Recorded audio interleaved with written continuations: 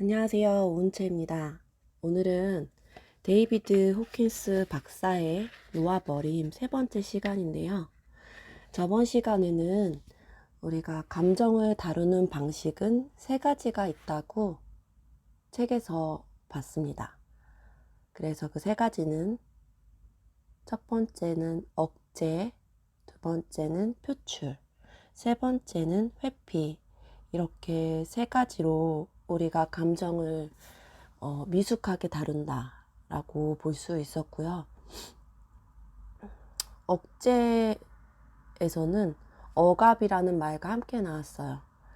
그래서 억제는 의식적으로 우리가 나의 감정을 누르는 것이라면, 억압은 나도 모르게 내가 무의식적으로 나의 감정을 누르는 것이라고 나와 있었습니다.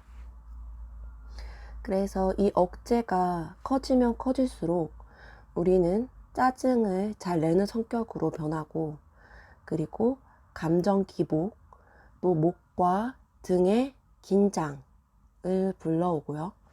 또 두통, 복통, 생리불순, 대장염, 소화불량 같은 육체적으로 나타날 수 있는 그런 증상들이 있다고 나와 있었습니다. 두 번째, 표출에서는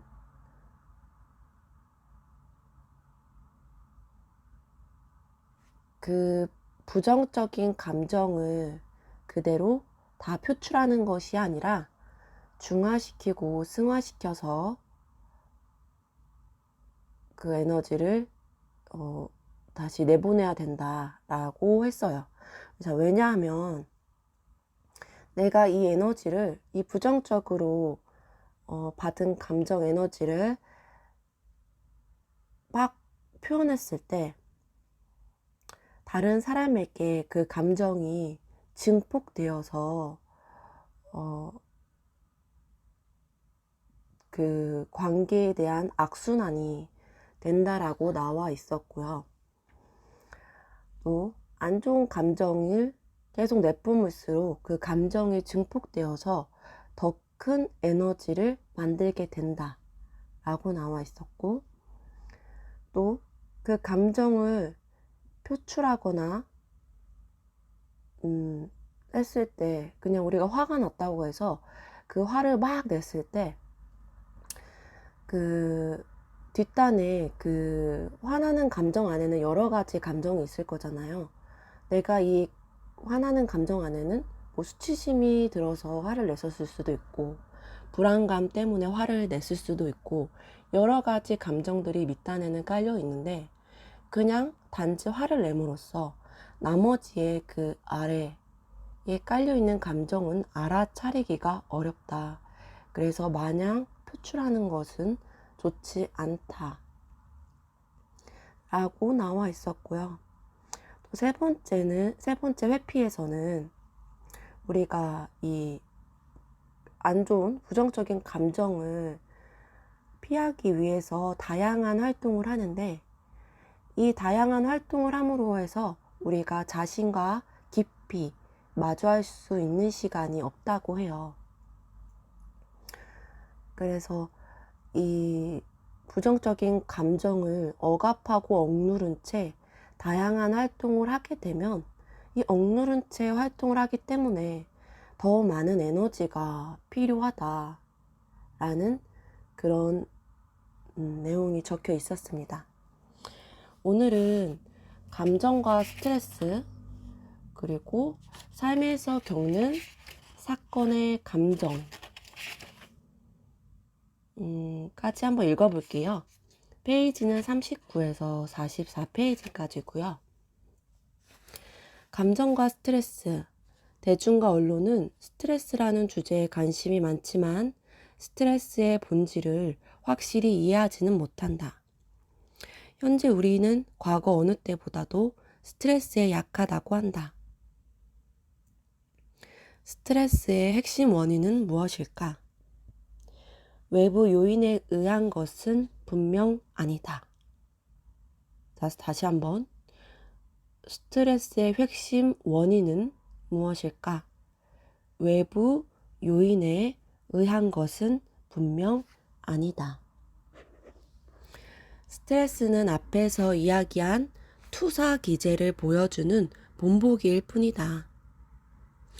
보통 그들이나 그 일이 스트레스의 범인이라고 생각하지만 스트레스라 느끼는 것은 사실 억압된 감정이 주는 마음속 압력이 새어나오는 것일 뿐이다. 억압된 감정으로 인해 외부 스트레스에 약해진 것이다. 이게 정말 와닿는데요. 저도 우울증으로 굉장히 긴 시간을 보냈었는데 이게 억압된 감정, 이 말이 되게 와닿아요. 스트레스의 진정한 근원은 안에 있다. 밖에 있다고 믿고 싶겠지만 그렇지 않다. 예를 들어 겁이 얼마나 나는지는 안에 이미 차 있는 두려움의 양에 달렸다. 외부 자극은 그 두려움을 촉발시킬 뿐이다. 안에 두려움이 많을수록 세상을 보는 눈도 앞일을 겁내고 조심하는 쪽으로 바뀐다. 겁먹은 사람에게 세상은 섬뜩한 곳이다. 화난 사람에게 세상은 불만스럽고 짜증나는 일투성이인 곳이다. 죄책감에 빠진 사람이 보는 세상은 유혹과 죄로 가득하다. 안에 품고 있는 대로 세상이 보인다. 죄책감을 놓아버리면 순수해 보이지만 죄책감에 사로잡힌 사람에게는 사악하게만 보인다. 즉 사람은 자기가 억압한 것에 정신이 팔리기 마련이다. 스트레스는 억압되고 억제된 감정이 쌓여 생긴 압력에서 비롯한다. 압력은 탈출구를 찾으려는 속성을 갖고 있는데 이때 외부 사건은 우리가 잡아 누르던 것이 터져 나오도록 의식과 무의식 양면에서 방아쇠 역할을 한다. 감정을 억누르면 그 에너지가 자율신경계를 통해 다시 나타나 병적인 변화를 일으키고 이로 인해 실제로 병이 생긴다. 부정적 감정이 생기면 근력이 곧바로 반으로 줄고 시야도 몸과 마음 양면에서 좁아진다.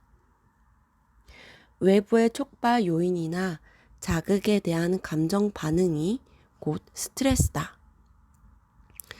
우리의 신념 체계, 그리고 신념 체계와 결부된 감정 압력이 스트레스를 규정한다.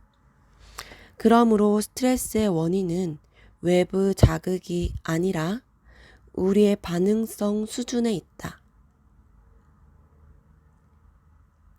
더 많이 포기하고 항복할수록 스트레스를 잘 받지 않는다. 스트레스로 인한 피해는 자신의 감정이 낳는 결과일 뿐이다. 스트레스에 대한 신체 반응을 놓아버림으로써 반응을 줄이는 것에 대한 효과는 이미 과학적 연구 결과로 입증되었다. 현재의 스트레스 경감 프로그램들은 핵심을 놓치고 있는 경우가 많다. 스트레스 원인 자체를 없애기보다 스트레스의 여파를 완화시키려고 하거나 외부 사건에 초점을 맞춘다. 이는 마치 감염을 치료하지 않고 열만 내리려 하는 것과 같다. 예를 들면 근육 긴장은 불안, 공포, 분노, 죄책감의 후유증이다. 그렇기 때문에 근육 이완 기법 강좌를 듣더라도 매우 한정된 성과만 얻는다. 대신 근육 긴장의 바탕에 깔려있는 원인, 즉 억압되고 억제된 분노와 공포, 죄책감 등의 부정적인 감정을 없애면 훨씬 큰 효과를 볼 수 있다. 잠깐 요약하자면 우리가 스트레스를 받는 것이 외부의 요인 때문이라고 생각을 하지만 사실은 내 안에 억압돼 있던 어떤 부정적인 감정들로 인해서 그게 촉발이 되는 것이라고 해요. 그래서 우리가 이렇게 스트레스를 받으면 우리는 근육을 이완한다던가 이런 프로그램들을 듣지만 사실은 내 안에 있는 근본적인 그런 감정의 원인을 한번 살펴봐야 된다는 거죠.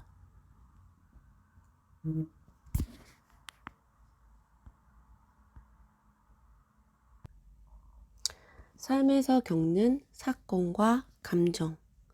마음은 합리화에 능해 감정이 생긴 진짜 원인을 계속 외면하는 쪽을 택하며 그렇게 하는데 투사 기제를 활용한다.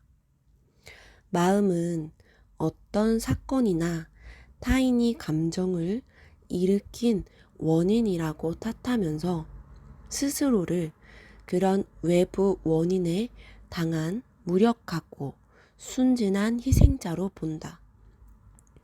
걔들 때문에 화가 나.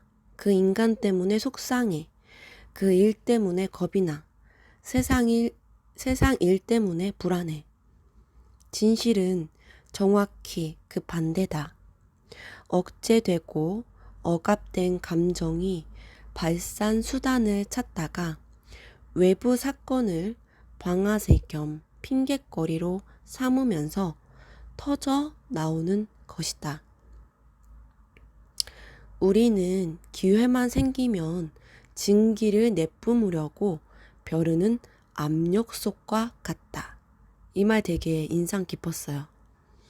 그러니까 원래 억제되고 억압된 이런 것들, 내 내면에 그런 것들을 잘 모르고 있다가 이제 외부에서 그런 촉발시키는 무엇인가가 나타나면 압력솥처럼 그것을 내뿜으려고 하는 거죠.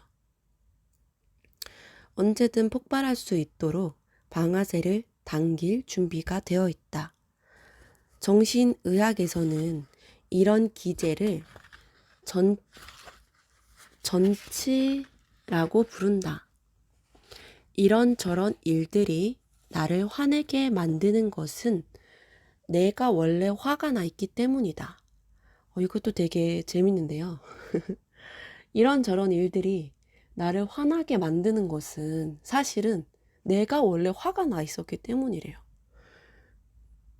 그래서 원래 내 안에 화가 없다면 그런 일들을 봐도 사실은 화가 나지 않는데 내 안에 원래 화가 나 있었기 때문에 그 일을 보고 어떤 일을 보고 화가 확 나는 거죠. 끊임없이 항복하여 분노를 억눌려 놓은 저장소를 놓아버리면 어떤 사람이나 어떤 상황도 나를 화내게 만들기가 아주 어렵고 사실상 불가능하다. 마찬가지로 다른 부정적 감정도 항복하고 나면 어떤 일로도 재발하지 않는다. 부정적 감정에 항복하라고 합니다. 사회에서 길들여진 탓에 사람들은 긍정적 감정마저 억제하고 억압한다. 사랑을 억제하면 상심한 가슴에 심근경색이 일어난다. 억제된 사랑은 애완동물을 지나치게 떠받들거나 그 밖에 갖가지 것을 숭배하는 형태로 다시 나타난다. 진정한 사랑은 공포가 없으며 애착이 없는 것이 특징이다. 이 말도 좋네요. 진정한 사랑은 공포가 없으며 애착이 없는 것이 특징이다. 잃을 수 있다는 공포로 인해 과도한 애착과 소유욕이 힘을 얻는다. 예를 들어 여자친구에 대해 자신이 없는 남자는 질투가 심하다. 억제되고 억압된 감정의 압력이 참을 수 있는 수준을 넘어서면 마음은 저 바깥에 어떤 일을 만들어 내 감정 압력을 분출시키고 그 자리를 다른 것으로 채우려 한다. 그렇기 때문에 억압된 슬픔이 큰 사람은 무의식적으로 삶에서 슬픈 일을 만들어낸다. 겁 많은 사람은 겁나는 일을 촉발시킨다. 화난 사람은 짜증나는 상황에 둘러싸이고 자부심에 찬 사람은 계속해서 모욕당한다. 그래서 예수가 이렇게 말했다. 왜 너는 형제의 눈 속에 있는 티는 보면서 네 눈 속에 있는 들보는 보지 못하느냐. 위대한 스승들은 모두 우리의 내면을 가리키며 직시하라고 한다. 우주의 만물은 진동을 방출한다. 진동수가 높을수록 힘이 강력하다. 감정 또한 에너지이기 때문에 진동을 방출한다. 감정의 진동은 몸의 에너지장에 영향을 주어 보고, 느끼고, 측정할 수 있는 결과를 내놓는다. 초심리학자인 델마모스 박사 등이 키릴리안 사진술로 찍은 동영상을 보면 감정이 바뀜에 따라 에너지장의 색깔과 크기도 급격한 변동을 거듭하는 것을 알 수 있다.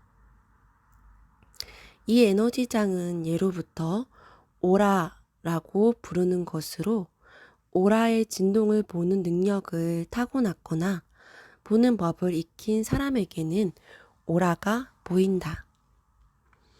오라는 감정 변화에 따라 색깔과 크기가 바뀐다.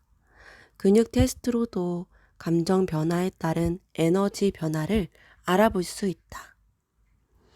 우리 몸의 근육은 긍정적이거나 부정적인 자극에 즉각 반응하기 때문이다.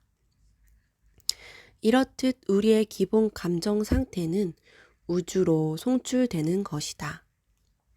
마음은 차원이나 크기가 없고 공간의 제약을 받지 않는다. 그래서 마음의 진동 에너지를 통해 마음의 기본 상태를 송출할 때 송출 거리에 제약이 없다. 이는 우리가 일상적으로 무심결에 자신의 감정 상태와 생각으로 타인에게 영향을 미치고 있음을 뜻한다. 예컨대 감정 패턴과 그에 관련된 생각 형태는 심령 능력자들이 원거리에서 포착해 수신할 수 있는 것이다. 이 현상은 실험으로 입증할 수 있는 것이어서 그 과학적 근거를 밝히는 일은 첨단의 양자 물리학에서 큰 흥미를 보이는 주제가 되어 있다. 감정은 진동하는 에너지장을 방출하기 때문에 우리가 살아가며 만나는 사람들에게 영향을 미치고 우리가 어떤 사람을 만나게 될지 결정한다. 억압되거나 억제된 감정은 정신적 차원에서 우리가 겪는 삶의 사건에 영향을 미친다. 즉, 노여움은 노여운 생각을 끌어들인다. 정신적 우주의 기본 법칙은 유유상종이라는 것이다. 마찬가지로 사랑은 사랑을 더욱 활성시킨다. 그래서 내면에서 부정성을 많이 놓아버린 사람은 사랑이 담긴 생각, 사랑스러운 사건, 사랑스러운 사람들, 사랑스러운 애완동물에 둘러싸인다. 이 현상은 지성인들을 어리둥절하게 만드는 다음 성경 구절이나 속담을 설명해 준다. 부익부, 빈익빈. 이미 가진 사람이 더 가진다. 따라서 의식에 의욕이 없는 사람은 삶의 빈곤한 여건을 끌어들이고 의식의 번영이 가득한 사람은 삶의 풍요를 끌어들이는 것이 일반적인 법칙이다. 살아있는 모든 것은 진동하는 에너지 차원에서 서로 연결되어 있기 때문에 우리 주변의 모든 생명은 우리의 기본적인 감정 상태를 포착하고 그에 반응한다. 동물이 인간의 감정 상태를 즉시 읽어낼 수 있다는 것은 잘 알려진 사실이다. 심지어 박테리아의 성장이 인간의 감정에 영향을 받기도 하고 인간의 감정 상태에 따른 식물 반응을 측정할 수도 있다는 사실을 입증한 실험도 있다. 그거 생각나죠? 왜 그 밥에 계속 사랑한다 해준 밥이랑 그리고 그냥 놓아두었던 밥이 다르게 부패되어 가는 모습을 보여준 실험이 있었는데 그 실험이 잠시 스쳐 지나가네요. 그래서 오늘은 전반적인 내용이 내 안에 있는 것이 외부의 것과 반응하면서 그 감정이 더 커진다 라고 한마디로 요약할 수 있을 것 같아요. 그래서 내 안에 억제되고 억압된 감정이 많다면, 그러니까 화가 쌓여 있다면 어떤 사건을 보고 그게 이제 기회를 포착한 거죠. 그래서 그 화가 빵 터지는 거죠. 그러니까 원래 화가 나 있었다 라는 거고, 마음의 사랑과 평화와 평온이 있는 사람은 계속 그런 에너지를 끌어당기게 된다 라는 그런 내용이네요. 그러면 오늘은 여기까지 읽어보고요. 다음 시간에 다시 읽어볼게요. 다음 시간에는 놓아버림의 기제에 대해서 읽어보겠습니다. 그러면 들어주셔서 감사합니다.